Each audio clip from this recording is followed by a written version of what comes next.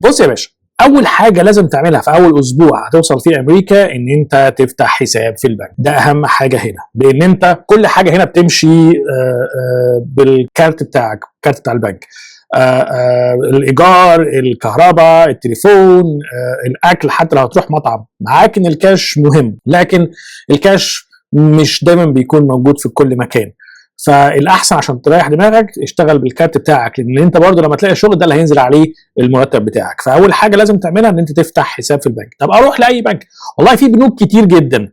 في مثلا تشيس بنك، ده المفضل ليا. في بنك اوف امريكا، ده برضه من البنوك اللي موجوده هنا. في بنوك تانية من بره، بس اعتقد خليك ما بين تشيس وامريكان بنك اوف امريكا، دول هيكونوا احسن حاجه ليك يعني. وكمان انت مش محتاج غير الباسبور بتاعك تفتح بيهم. وهم يعني انا مثلا لما رحت قدمت الفيزا بتاعتي والباسبور بتاعي ورقم التليفون، وهم فتحوا لي الحساب. بعد كده رحت البنك تاني، حطيت رقم البريد بتاعي وحطيت العنوان بتاعي وحطيت حاجات تانية، رقم التليفون الرسمي وكل حاجة، عشان يبقى المعلومات موجودة في الحساب.